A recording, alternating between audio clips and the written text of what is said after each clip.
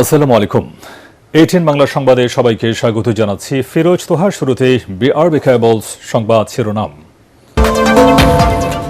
Postal ব্যালটে বিএনপির প্রতীক নিয়ে ইসির সিদ্ধান্ত চূড়ান্ত, জানালেন ইসি সচিব। নির্বাচন প্রশ্নবিদ্ধ হবে বললেন নজরুল ইসলাম খান।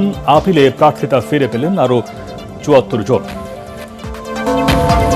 ১২ ফেব্রুয়ারি নির্বাচন আয়োজনে দৃঢ় প্রতিজ্ঞ সরকার। মার্কিন কূটনীতিকদের সাথে আলোচনায় বলেন প্রধান উপদেষ্টা, সব রাজনৈতিক দলের জন্য সমান সুযোগ নিশ্চিত করা হবে।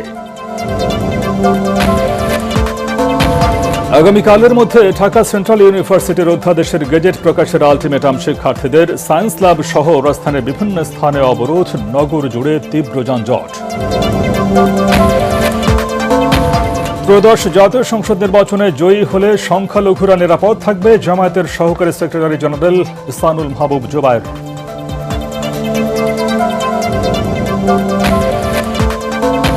আগামীকালের মধ্যে বিসিবি পরিচালক নজরুল ইসলামকে পদত্যাগের আলটিমেটাম। ক্রিকেটারদের সব ধরনের খেলা বন্ধের ঘোষণা।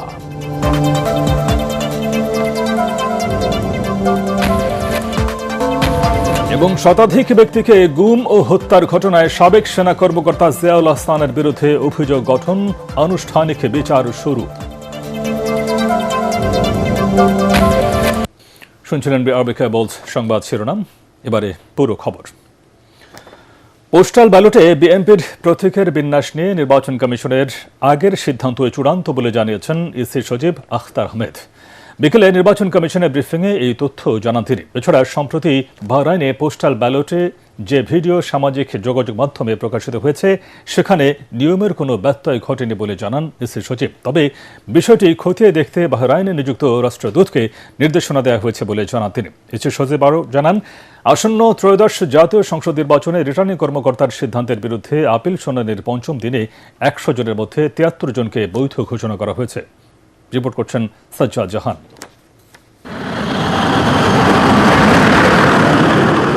রাজধানীর আগারগাঁয়ে নির্বাচন ভবনের অডিটোরিয়ামে আপিল শুনানির পঞ্চম দিনে ২৮১ থেকে ৩৮০ পর্যন্ত ১০০টি আপিলে শুনানি চলে। ৭৩ জনকে বৈধ ঘোষণা করা হয়েছে, আর ১৭ জনের বাতিল ও ১০ জনের মনোনয়ন স্থগিত রাখা হয়েছে। এদিন যারা প্রার্থিতা ফিরে পান তারা জানান, মনোনয়নপত্রের কিছু গরমিলের কারণে তাদের প্রার্থিতা বাতিল হয়েছিল। তবে নির্বাচনের লেভেল প্লেয়িং ফিল্ড নিশ্চিত করার পাশাপাশি মব সংস্কৃতি প্রতিরোধ করার দাবি জানান তারা। এই ১%-এর বিধানটা অগণতান্ত্রিক এবং এই ১%-এর বিধান স্বৈরতান্ত্রিকতার সৃষ্টি করে। কোনো গণতান্ত্রিক দেশে এই ১%-এর বিধান থাকতে পারে না। এবার আপনারা দেখেছেন সবচেয়ে বেশি প্রার্থিতা বাতিল হয়েছে এই ১%-এর কালো আইনের কারণে। আমরা মনে করি যে আগামী সংসদ নির্বাচনে একটি অবাধ, সুষ্ঠু এবং নিরপেক্ষ নির্বাচনের জন্য লেভেল প্লেইং ফিল্ড থাকা খুবই দরকার। নাহলে গণতান্ত্রিক যে যাত্রা শুরু হয়েছে, যে ট্রেনের যাত্রা করেছে, সেই ট্রেন লাইনচ্যুত হওয়ার সম্ভাবনা থাকবে। আমাদের যে প্রার্থীর পক্ষে আমরা দেখেছিলাম, তিনি যুক্তরাজ্যের দ্বৈত নাগরিক ছিলেন। মনোনয়নপত্র জমাদানের পূর্বেই তিনি তার নাগরিকত্ব ত্যাগ করেছেন এবং সেটা আজকে আমরা এই কমিশনের সামনে যখন উপস্থাপন করেছি, কমিশন আমাদের বক্তব্য শুনেছেন। পরে সাংবাদিকদের সাথে কথা বলেন নির্বাচন কমিশন সচিব। পোস্টাল ব্যালটে বিএনপির প্রতীকের বিন্যাস নিয়ে নির্বাচন কমিশন আগের সিদ্ধান্তে রয়েছে বলে জানান তিনি। সেই সাথে বাহরাইনে পোস্টাল ব্যালট নিয়ে ছড়িয়ে পড়া ভিডিও খতিয়ে দেখা হচ্ছে বলে জানান কমিশন সচিব। ব্যালট ছাপানোর দায়িত্বটা যার কাছে আছে তার কাছ থেকে জেনে বলতে হবে। I am not ready on that. ভাই, ইচ্ছাকৃত অনিচ্ছাকৃত আমার যতটুকু জানা আছে সেটা হচ্ছে যে আমাদের যে গেজেটটা পাবলিশ করা হয়েছে, সেই গেজেটের ধারাবাহিকতা যেভাবে আছে সেই অর্ডারেই করা হয়েছে। এদিন কমিশন এক বিজ্ঞপ্তির মাধ্যমে নির্বাচনী আচরণবিধি লঙ্ঘন করায় ঢাকা ১৩ আসনের প্রার্থী খেলাফত মজলিসের মামুনুল হককে শোকজ করে। সাজ্জাদ জাহান, এটিএন বাংলা, ঢাকা। প্রস্তাবিত ঢাকা সেন্ট্রাল ইউনিভার্সিটির অধ্যাদেশের গেজেট বৃহস্পতিবারের মধ্যে প্রকাশের আলটিমেটাম দিয়েছে বিক্ষুব্ধ শিক্ষার্থীরা। রাজধানীর সায়েন্স ল্যাব সহ কয়েকটি পয়েন্ট অবরোধ করে এই দাবি জানায় তারা। দাবি না মানলে কঠোর আন্দোলনের হুঁশিয়ারিও দেয় শিক্ষার্থীরা। এদিকে সহপাঠী সাকিবুল হাসান রানা হত্যার বিচার ও আসামিদের গ্রেফতারের দাবিতে ফার্মগেট মোড় আজকে বিক্ষোভ করে তেজগাঁও কলেজের শিক্ষার্থীরা। গুরুত্বপূর্ণ পয়েন্টগুলোয় রাস্তা বন্ধ করে শিক্ষার্থীদের বিক্ষোভে নগর জুড়ে সৃষ্টি হয় ভয়াবহ যানজটের। ইমদাদুল্লাহ বাবুর রিপোর্ট। রাজধানীর 7 কলেজ নিয়ে প্রস্তাবিত কেন্দ্রীয় বিশ্ববিদ্যালয় বাস্তবায়নে ঢাকা সেন্ট্রাল ইউনিভার্সিটি অধ্যাদেশ 2025-এর গেজেট প্রকাশের দাবি নিয়ে আবারও রাজপথে শিক্ষার্থীরা। নগরীর বিভিন্ন স্থান থেকে মিছিল নিয়ে সায়েন্স ল্যাব মোড়ে এসে সড়ক অবরোধ করে পূর্ব ঘোষিত বিক্ষোভ কর্মসূচি শুরু করে বিক্ষুব্ধরা। এ সময় শিক্ষার্থীরা অভিযোগ করেন, একটি মহলের ষড়যন্ত্রের কারণে গেজেট প্রকাশে টালবাহানা করছে সরকার। যেহেতু অধ্যাদেশ লেখা হয়ে গিয়েছে, এই অধ্যাদেশ 15ই জানুয়ারি 2026 তারিখে যাতে ক্যাবিনেট মিটিংয়ে উপস্থাপন করা হয়। আমরা চাই আমাদের যেন দ্রুত অধ্যাদেশ জারি করা হয়। রাষ্ট্রের কাছে আমার একটাই অনুরোধ, আমাদের অধ্যাদেশ নির্বাচনের আগে যেন দিয়ে দেয়, আর সরকারকে কোনো কালক্ষেপণ করতে আমরা দিব না। গত 24 সেপ্টেম্বর এই অধ্যাদেশের খসড়া শিক্ষা মন্ত্রণালয়ের ওয়েবসাইটে প্রকাশিত হয়, জানিয়ে পক্ষে বিপক্ষে নানা তর্ক বিতর্কের সৃষ্টি হয়। তাই দ্রুত গেজেট প্রকাশ করা না হলে দুর্বার আন্দোলনের হুমকি দিয়েছে 7 কলেজের শিক্ষার্থীরা। ষড়যন্ত্রকারীদের ষড়যন্ত্রের কারণে আমাদের অধ্যাদেশটা আটকে আছে, তাই আমরা চাচ্ছি যে অতি দ্রুত অধ্যাদেশের মাধ্যমে আমাদেরকে মুক্তি দেওয়া হোক। সরকার যদি আমাদের উপরে গুলি চালায়, ওই গুলি বুক পেতে নিব, তারপর আমরা শান্তিপূর্ণভাবে আন্দোলন চালিয়ে যাব। যথাযথ কর্তৃপক্ষের সাথে কথা বলে দেওয়ার চেষ্টা করছে এবং যোগাযোগ স্থাপন করে দেওয়ার চেষ্টা করছেন। তো তারা আরও কিছু সময় এখানে অবস্থান করার জন্য এখানে আমাদেরকে এটাই জানিয়েছে। এদিকে তেজগাঁ কলেজের শিক্ষার্থী সাকিবুল হাসান রানা হত্যার বিচার ও আসামিদের গ্রেফতারের দাবিতে রাজধানীর ফার্মগেট মোড় ও এলিভেটেড এক্সপ্রেসওয়ে অবরোধ করে নিহতের সহপাঠীরা। আন্দোলনরত শিক্ষার্থীরা জানান, সাকিব হত্যার 1 মাসের বেশি সময় পার হলেও এখনও দৃশ্যমান বিচারিক অগ্রগতি নেই। আসল অপরাধীদের কিন্তু চিহ্নিত করা হয়েছে, তাহলে কেন তাদেরকে এখনো গ্রেফতার করা হচ্ছে না? এখন আমাদের দাবি, আমাদের ভাইয়ের বিচার চাই আমরা। রাজধানীর 2টি গুরুত্বপূর্ণ পয়েন্টে শিক্ষার্থীদের বিক্ষোভের রেশ পড়ে পুরো নগরীতে। যান চলাচল বন্ধ হয়ে যাওয়ায় সৃষ্টি হয় তীব্র যানজটের।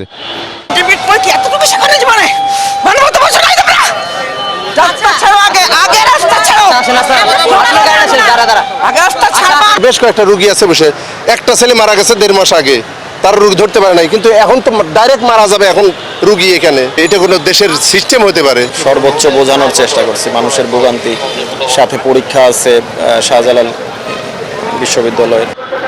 ইমদাদুল্লাহ বাবু, ATN বাংলা, ঢাকা। কয়েকটি দেশে জামায়াত কর্মীদের কাছে পোস্টাল ব্যালট পাওয়ার ঘটনার সুষ্ঠু তদন্ত করে কার্যকর ব্যবস্থা না নিলে পোস্টাল ব্যালটে ভোট গ্রহণ প্রশ্নবিদ্ধ হবে বলে দাবি করেছেন বিএনপির নির্বাচন পরিচালনা কমিটির চেয়ারম্যান নজরুল ইসলাম খান। তিনি অভিযোগ করেন, একটি রাজনৈতিক দল অনৈতিকভাবে দরিদ্র ভোটারদের প্রলুব্ধ করে নিজেদের পক্ষে নিতে বিকাশ নম্বর সংগ্রহ করছে। এদিকে মির্জা আব্বাস অভিযোগ করেন, বিরোধী প্রার্থী আচরণবিধি লঙ্ঘন করে উস্কানিমূলক বক্তব্য দিলেও তাদের বিরুদ্ধে কোনো ব্যবস্থা নেওয়া হচ্ছে না। কামরুজ্জামান রাজীবের রিপোর্ট। সম্প্রতি প্রবাসীদের জন্য পাঠানো পোস্টাল ব্যালট বাহরাইনে এক জামায়াত নেতার কাছে পাওয়ার ভিডিও ভাইরাল হয়েছে। এই অভিযোগ পাওয়া গেছে আরও কয়েকটি দেশে।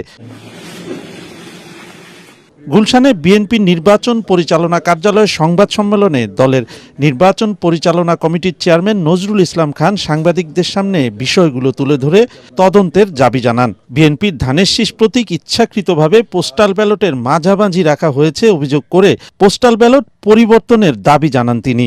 কেউ যদি ভাঁজ পড়া অবস্থায় দেখে তাহলে প্রতীকটা পুরো দেখাই যাবে না।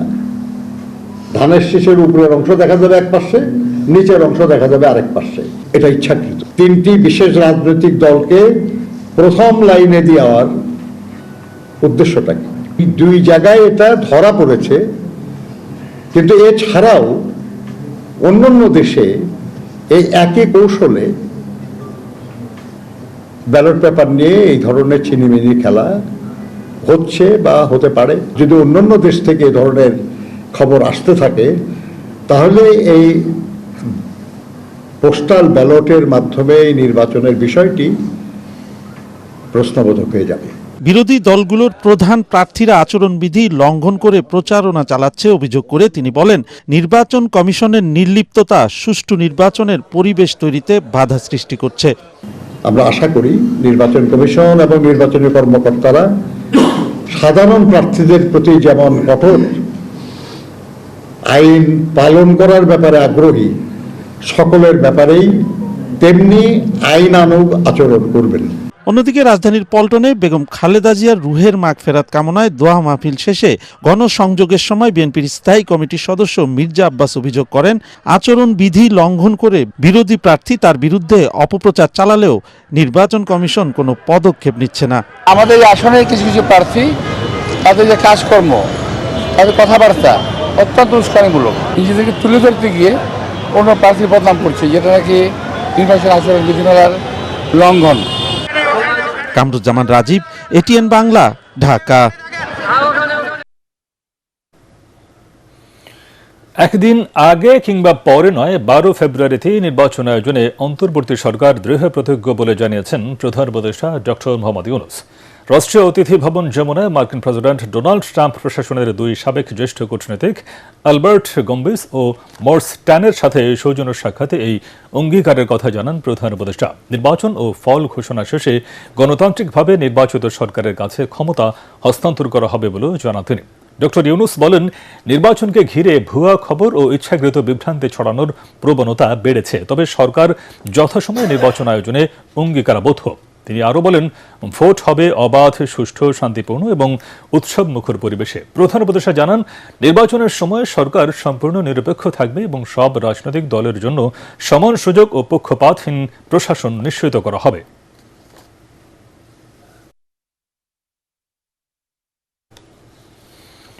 বিএনপি চেয়ারম্যান তারেক রহমানের সাথে বৈঠক করেছেন 12 দলীয় জোটের শীর্ষ নেতারা। সন্ধ্যায় চেয়ারম্যানের গুলশান কার্যালয়ে এই বৈঠক অনুষ্ঠিত হয়। জোটের শীর্ষ নেতারা বিএনপি চেয়ারম্যানের সাথে জাতীয় নির্বাচন, সমমনাদের সাথে আসন সমঝোতা, সমসাময়িক রাজনৈতিক পরিস্থিতি নিয়ে আলোচনা করেন। পরে জাতীয়তাবাদী সমমনা জোটের শীর্ষ নেতারা বিএনপি চেয়ারম্যানের সাথে বৈঠক করেন। বিএনপির চেয়ারম্যানের দায়িত্ব নেয়ার জন্য তারেক রহমানকে অভিনন্দন জানান জোট নেতারা। বৈঠকে বিএনপির স্থায়ী কমিটির সদস্য নজরুল ইসলাম খান উপস্থিত ছিলেন।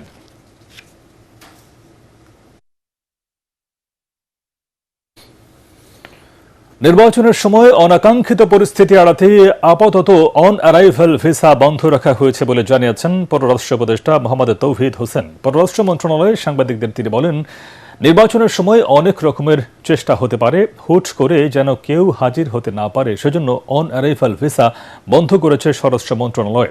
এ সময় তিনি আরও বলেন, কেউ পোস্টাল ব্যালটের অপব্যবহার করলে সে বিষয়ে ব্যবস্থা নেওয়া হবে। বাংলাদেশের সামরিক বাহিনীর সক্ষমতা বাড়ানো দরকার বলে উল্লেখ করে উপদেষ্টা বলেন, চীনের ড্রোন তৈরির কারখানার বিষয়ে বাংলাদেশ নিশ্চয়ই এমন কিছু করবে না যাতে কোনো দেশের সঙ্গে সম্পর্ক খারাপ হয়।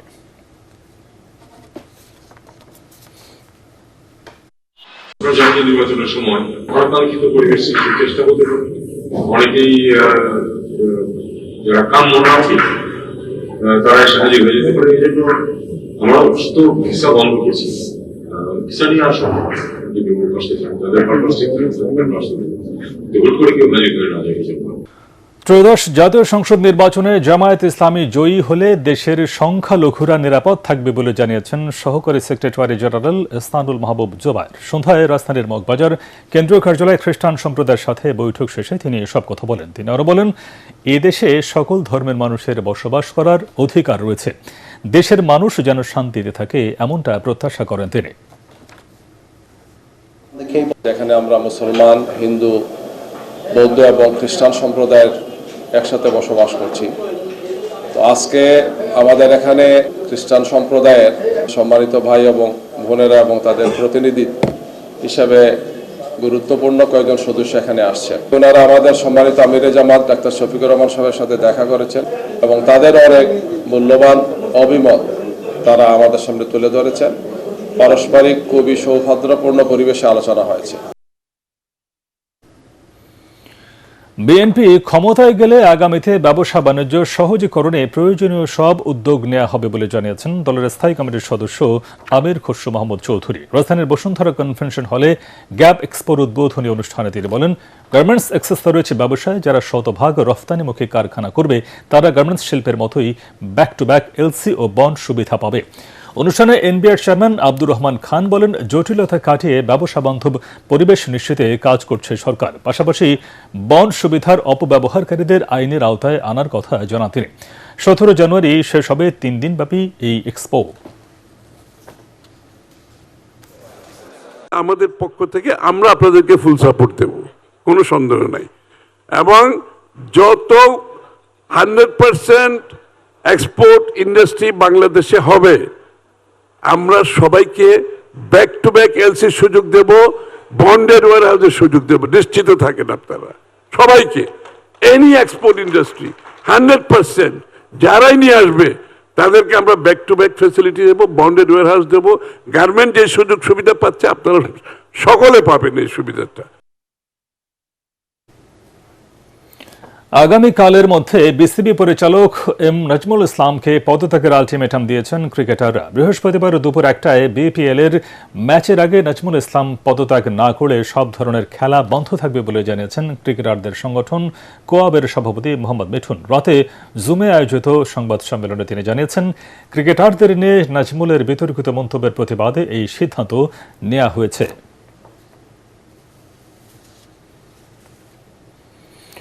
বহুল আলোচিত অবসরপ্রাপ্ত মেজর জেনারেল জিয়াউল হাসানের বিরুদ্ধে 104 জনকে গুমের পর হত্যা মামলায় বিচার শুরুর আদেশ দিয়েছে আন্তর্জাতিক অপরাধ ট্রাইব্যুনাল। আনুষ্ঠানিক অভিযোগ গঠন করে 8 ফেব্রুয়ারি সূচনা বক্তব্য উপস্থাপন ও সাক্ষ্য গ্রহণের দিন ঠিক করেছেন ট্রাইব্যুনাল 1। সাবেক সেনাপ্রধান ইকবাল করিম ভূঁইয়া এই মামলায় সাক্ষ্য দেবেন বলে জানিয়েছেন চিফ প্রসিকিউটর। এদিকে রংপুরে শিক্ষার্থী আবু সাইদ হত্যা মামলায় যুক্তিতর্ক উপস্থাপনের জন্য 20 জানুয়ারি দিন ঠিক করেছেন ট্রাইব্যুনাল 2। হুমায়ুন চিশতির রিপোর্ট। আওয়ামী লীগের গত 1.5 দশকের শাসনামলে সবচেয়ে বড় আতঙ্কের নাম ছিল গুম খুন। আর গুম ও হত্যার প্রসঙ্গ উঠলেই আলোচনায় আসে সাবেক সেনা কর্মকর্তা অবসরপ্রাপ্ত মেজর জেনারেল জিয়াউল হাসানের নাম। 104 জনকে গুম করে হত্যার অভিযোগে গত 17 ডিসেম্বর জিয়াউল আহসানের বিরুদ্ধে আনুষ্ঠানিক অভিযোগ দায়ের করে রাষ্ট্রপক্ষ। বুধবার আলোচিত এ মামলার অভিযোগ গঠন করে বিচার শুরুর নির্দেশ দেন বিচারপতি গোলাম মর্তুজা মজুমদারের নেতৃত্বাধীন আন্তর্জাতিক অপরাধ ট্রাইব্যুনাল 1।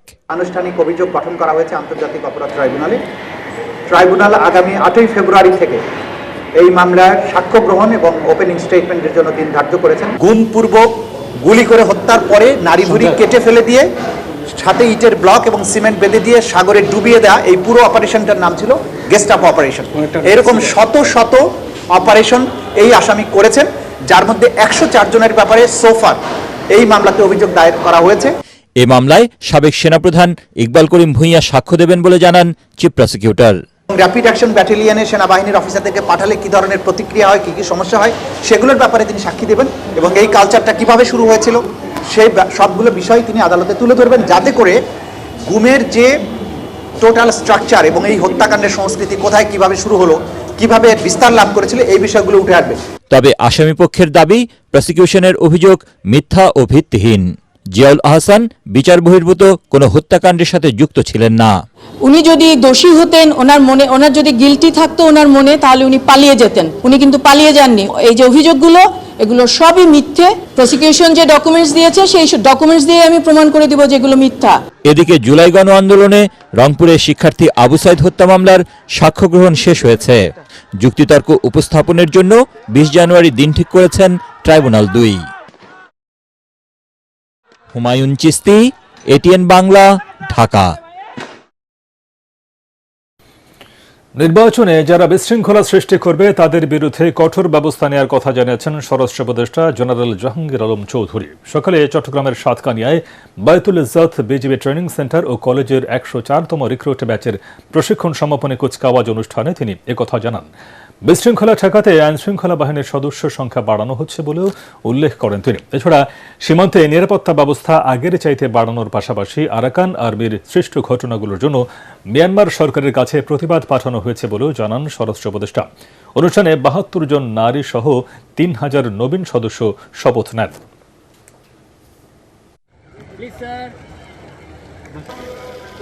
নির্বাচনটা যেন শান্তিপূর্ণভাবে, সুষ্ঠুভাবে এবং নিরপেক্ষভাবে এবং উৎসব মুখর হতে পারে, এই জন্য কিন্তু তাদের এই প্রশিক্ষণ তাড়াতাড়ি কমপ্লিট করে তাদের বিভিন্ন ইউনিটে পাঠাতে দেওয়া হচ্ছে। তারা এই আগামী 12 ফেব্রুয়ারি যে আমাদের জাতীয় নির্বাচন, এই নির্বাচনে তারা অংশগ্রহণ করবে।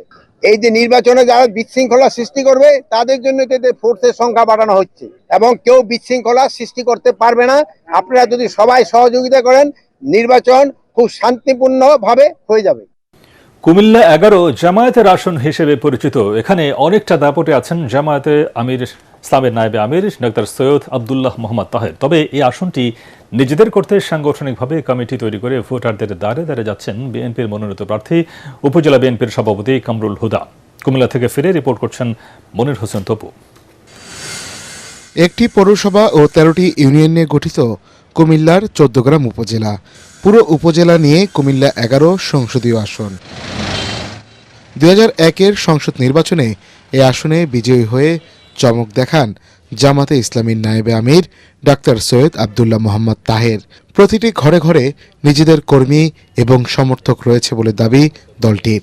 আমরা সকল কেন্দ্রের পর্যালোচনায় জনগণের স্বতঃস্ফূর্ত সমর্থন আমরা পাচ্ছি।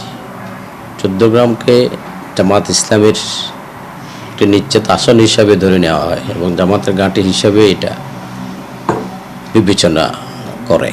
সেই দিক থেকে এখানে যারা অন্য প্রার্থী রয়েছেন আমরা কোনো চ্যালেঞ্জ মনে করি না। জামাতের দুর্গ হিসেবে পরিচিত এই আসনটি দখলে নিতে নানা পরিকল্পনা সাজাচ্ছে বিএনপি। ধানের শীষের প্রার্থী কামরুল হুদা সাংগঠনিকভাবে দলকে শক্তিশালী করেছেন। তবে দলের নেতাকর্মীদের অভিযোগ, উপজেলার 3টি ইউনিয়নে এখনও নির্বিঘ্নে নির্বাচনী কর্মকাণ্ড পরিচালনা করতে পারছেন না তারা। 14 গ্রামে তাদের শক্তিশালী ঘাঁটি হিসেবে দাবি করে, আমরা ওপেন চ্যালেঞ্জ করি। তাদের ভোট, অতীত ভোট বিশ্লেষণ করেন, বিএনপিকে ছাড়া ভোট পাইছে কত 25,000, পরের বার পাইছে কত 400 ভোট। ওই হিসাবে হিসাব করেন ভোট কোথায় তাদের। তারা আসে শুধু দান্দাবাজি, সান্দাবাজি, সন্ত্রাস, এলাকা দখল নিয়ে। এই আসনটি ঘিরে ভোটারদের রয়েছে নানা প্রত্যাশা। 10-15 দিন আগে এখানে একজন লোক মারা গেছে। সিএনজি, অটো, এগুলোর জন্য মূলত আরও যানজটটা বাড়তেছে এবং এটা আসলে আমি দেখি যে হাইওয়ে পুলিশ ওইভাবে দেখে না। মাদকের ব্যাপারে যেটা বলছেন এটা এখন অতিরিক্ত বাড়ে গেছে। ঢাকা চট্টগ্রাম মহাসড়কের মধ্যবর্তী স্থান 14 গ্রামে মোট ভোটার 4,21,528 জন। মনির হোসেন তপু, এটিএন বাংলা, কুমিল্লা। সালাম স্টিল ভোটের গাড়ি নিয়ে গাজীপুর 2 আসনে আছেন সহকর্মী খায়রুল ইসলাম। তিনি জানাচ্ছেন ত্রয়োদশ জাতীয় সংসদ নির্বাচনের সেখানকার হালচাল। সালাম স্টিল ভোটের গাড়ি নিয়ে আমি এই মুহূর্তে রয়েছি গাজীপুর চৌরাস্তায়। এই গাজীপুর চৌরাস্তা গাজীপুর 2 আসনের অন্তর্ভুক্ত। এখানে কিন্তু ভোটারের সংখ্যা অনেক, প্রায় 7.5 লাখ ভোটার রয়েছে। জনবহুল এই আসনটিতে কিন্তু সমস্যাও নানাবিধ। এখানে কিন্তু সবচেয়ে যে বড় সমস্যা সেটি হচ্ছে ছিনতাই। এই এলাকাটি শিল্প এলাকা হওয়া, এখানে কিন্তু কলকারখানাও অনেক বেশি। সেই অনুযায়ী কিন্তু এখানে শ্রমিকদের বসবাসটাও অনেক। এখানকার শ্রমিক এবং ভোটারদের সঙ্গে আমাদের কথা হয়েছে, তারা আমাদেরকে বলছেন তারা যখন অফিস শেষ করে রাতের বেলা বাড়ি ফেরেন তখন কিন্তু তারা নিরাপত্তাহীনতায় ভোগেন। বিভিন্ন সময় কিন্তু তারা ছিনতাইয়েরও শিকার হন। তারা বলছেন আসলে এ ধরনের সমস্যা সমাধানে কেউই এখন পর্যন্ত তেমন কোনো ভূমিকা পালন করেনি। তাই তারা চাইছেন আগামী নির্বাচনে যিনি এখানকার প্রতিনিধি হিসেবে নির্বাচিত হবেন তিনি এর সমস্যা সমাধানে গুরুত্বপূর্ণ ভূমিকা রাখবেন। সালাম স্টিল ভোটের গাড়ি নিয়ে এই ছিল আমার কাছ থেকে সর্বশেষ খবর।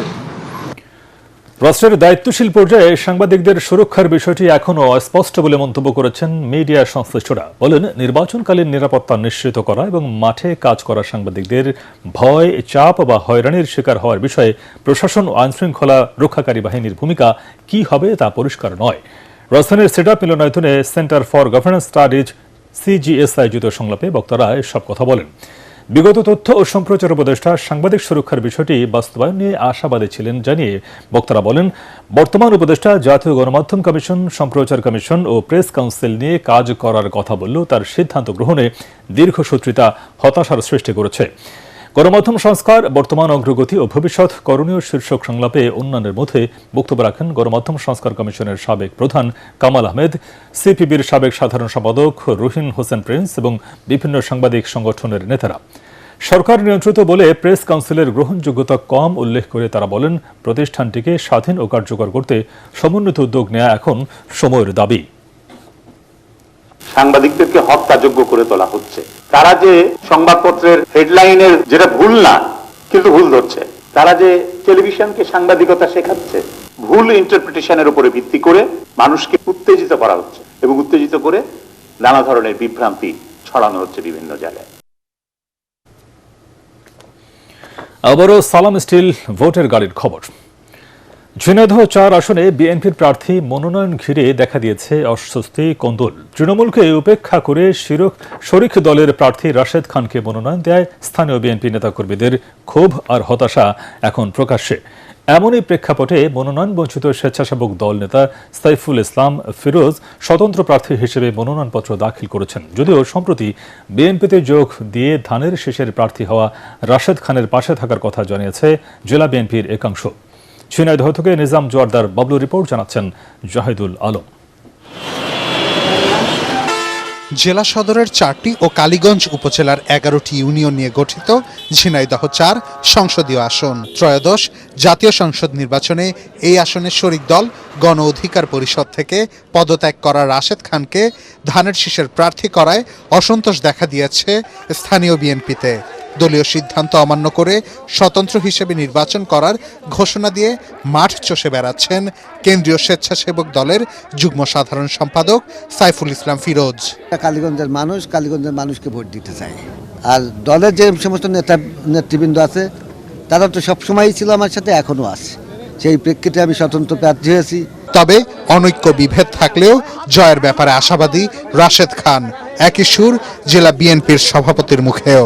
কেউ আসলে বিএনপির হাইকমান্ডের নির্দেশনার বাইরে যাবে সেই সক্ষমতা কারোর আছে বলে আমি মনে করি না। আসলে আমরা একসাথে কাজ করি, মিলেমিশে দেশ গড়ি, বিএনপিকে ক্ষমতায় আনি। পর্যায়ক্রমে সব নেতা নেতৃবৃন্দই যে দল করতে হয়, দলের নির্দেশনা মানতে হয়, তো অবশ্যই দলের নির্দেশনার কাতারে একসাথে আসবে বলে আমি মনে করি। এদিকে স্বতন্ত্র প্রার্থীর পক্ষে জোরালো সমর্থন কালীগঞ্জ উপজেলা বিএনপির নেতাকর্মীদের একাংশের, আর তাই নির্বাচন ঘিরে সহিংসতার আশঙ্কা ভোটারদের মাঝে। জোটের মূল্যায়ন দল করুক, তার নিজের আসনে করুক। সাইফুল ইসলাম ফিরোজ ভাইয়ের সাথে কালীগঞ্জের প্রত্যেকটা ছাত্র দলের নেতা কর্মী আছে। দেখি আমাকে জনগণের ক্ষমতায় বেশি না হলে ব্যক্তি ক্ষমতায় বেশি। দেখি না তারা আছে, তাদের কাছে ইনফরমেশন দেওয়া হয়নি। এমন লোককে সিলেক্ট করছে যে অঞ্চলের লোক না। দুইজন যখন ভোটের মাঠে যাবে তখন অবশ্যই হাঙ্গামা সৃষ্টি হবে, ঝামেলা ঝঞ্ঝাটের সৃষ্টি হবে, আমরা এটা চাই না। তবে সুষ্ঠু ভোট আয়োজনে কোনো ছাড় দেয়া হবে না বলে জানালেন রিটার্নিং কর্মকর্তা। একটা অবাধ, সুষ্ঠু এবং নিরপেক্ষ নির্বাচন করার জন্য যা যা করা প্রয়োজন আমরা সেসব পদক্ষেপ গ্রহণ করব। ঝিনাইদহ 4 সংসদীয় আসনে মোট ভোটার 3,33,461 জন। Bureau report, ATN Bangla. সালাম স্টিল ভোটের গাড়ি নিয়ে ঢাকা 20 আসনের ধামরাই থেকে ভোটের খবর জানাচ্ছেন সহকর্মী জামিল হাসান শান্ত। সালাম স্টিল ভোটের গাড়ি নিয়ে আমরা বর্তমানে অবস্থান করছি ধামরাইয়ের ধুলিবিটা বাস স্ট্যান্ডে। এটি ঢাকা 20 আসনের অন্তর্ভুক্ত। আজ সারাদিন আমরা এই আসনটিতে ঘুরে দেখেছি। এই আসনে যারা স্থানীয় বাসিন্দারা রয়েছেন, যারা ভোটাররা রয়েছেন, তারা আমাদেরকে জানিয়েছেন এলাকায় কিন্তু বিভিন্ন সমস্যা রয়েছে। তার মধ্যে প্রধান সমস্যা এলাকায় কিন্তু বেকারত্বের একটি প্রধান সমস্যা রয়েছে। এই এলাকায় কর্মসংস্থানের ব্যাপক সংকট রয়েছে এবং এই এলাকায় আরও যেই সকল সমস্যা রয়েছে তার মধ্যে অন্যতম হলো এই এলাকায় মাদকের একটি প্রচণ্ড প্রাদুর্ভাব রয়েছে। সন্ত্রাসীদের এই এলাকায় দাপট রয়েছে বলে এলাকায় স্থানীয় বাসিন্দারা আমাদেরকে জানিয়েছেন। এলাকায় যারা প্রার্থী রয়েছেন তারা কিন্তু বিধিনিষেধের জন্য তেমন নির্বাচনী প্রচারণার কাজটি চালাতে পারছেন না। তবে ভোটারদের দ্বারে দ্বারে গিয়ে তারা কিন্তু ভোট চাইছেন, সেই সাথে সাথে এলাকার উন্নয়নের নানান প্রতিশ্রুতি দিচ্ছেন। তবে এলাকার ভোটাররা বলছেন এই এলাকার উন্নয়নে যে ভূমিকা রাখবেন এবং এলাকা থেকে সন্ত্রাস চাঁদাবাজ মুক্ত এলাকাটা করবেন, তাকেই কিন্তু আগামী নির্বাচনে এলাকার মানুষরা ভোট দিয়ে জয়যুক্ত করবেন। আপনাকে একটু জানিয়ে রাখতে চাই এলাকায় ভোটার সংখ্যা রয়েছে 3,75,000-এরও বেশি। সালাম স্টিল ভোটের গাড়ি নিয়ে এই ছিল আমার কাছে ঢাকা 20 আসন থেকে সর্বশেষ। পূবালী ব্যাংক বাণিজ্য সংবাদ।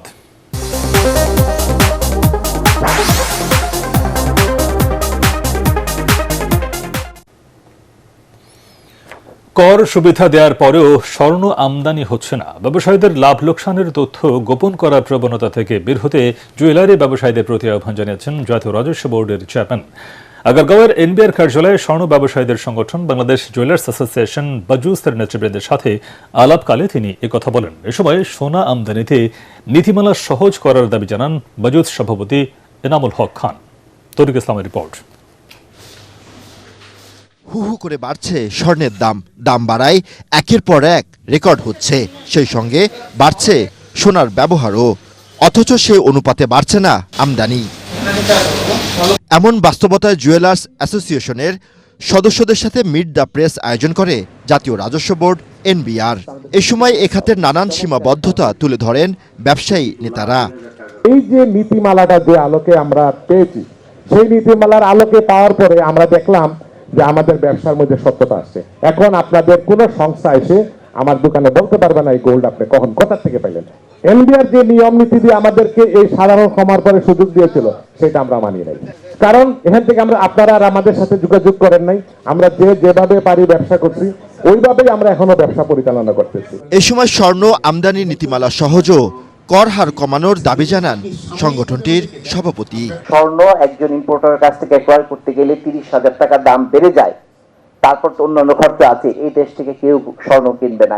এই দেশ থেকে হাজার হাজার কোটি টাকার ক্রেতা এই দেশ থেকে চলে গেছে। আপনাদের এখানে যারা আছে তারা যদি উদ্যোগ না নেয়, মুসলিম শাড়ির মতো আমাদের এই বাংলাদেশের স্বর্ণ শিল্পী কিন্তু জাদুঘরে চলে যাবে। এনবিআর চেয়ারম্যান জানান ব্যবসায়ের লাভের উপর ট্যাক্স দিতে হবে। আমি যাই দেখাই এটা ট্যাক্স অথরিটি মানবে না, বাড়িয়ে দিবে, শুধু আমি তো কম দেখাই।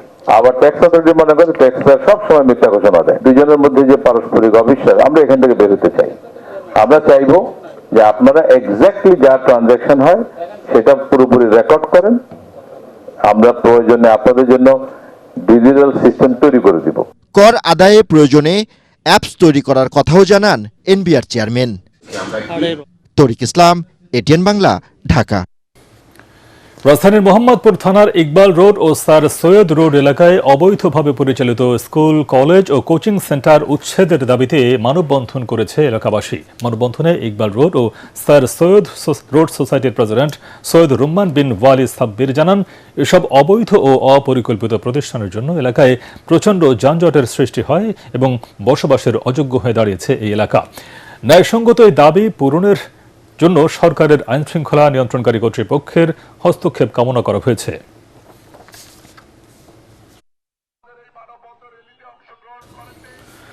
এবার খেলার খবর।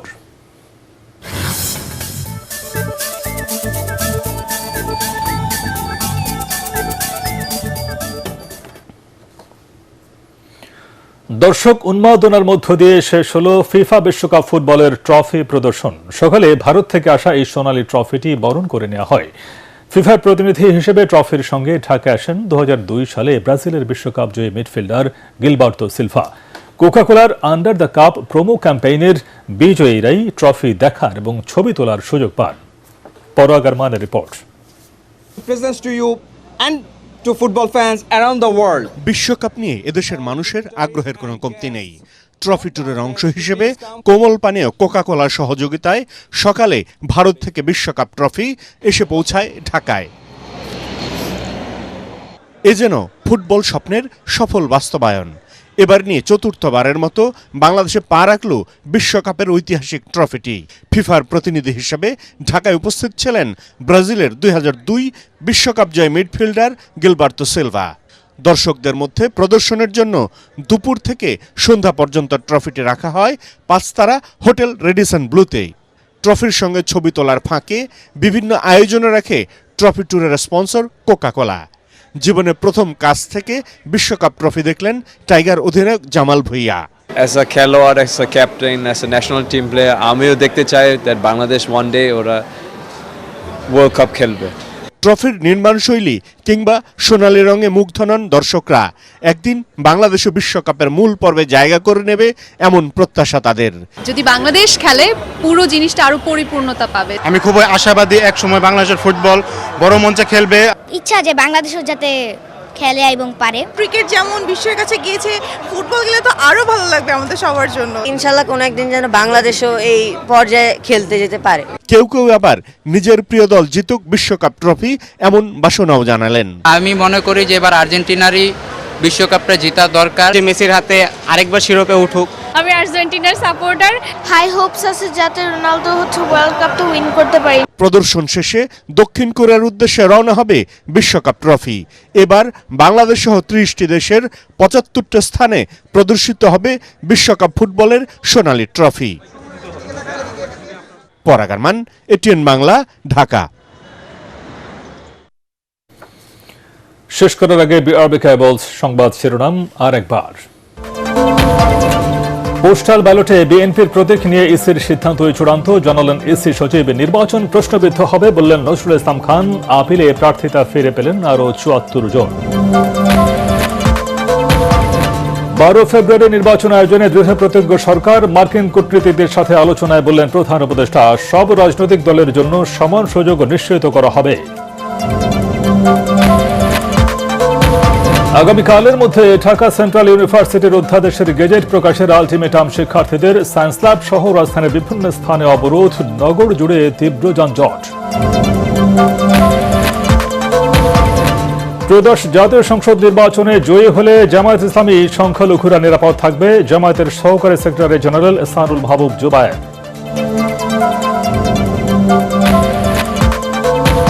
আগামীকালের মধ্যে বিসিবি পরিচালক নজরুল ইসলামকে পদত্যাগের আলটিমেটাম ক্রিকেটারদের। সব ধরনের খেলা বন্ধের ঘোষণা।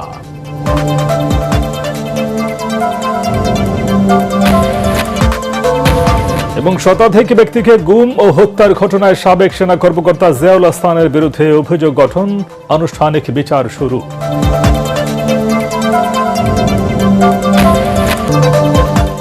পরবর্তী সংবাদ দেখার আমন্ত্রণ জানিয়ে এখনকার মতো শেষ করছি। আর এটিএন বাংলা সংবাদ ইউটিউবে দেখতে ব্রাউজ করুন youtube.com/ATN Bangla News।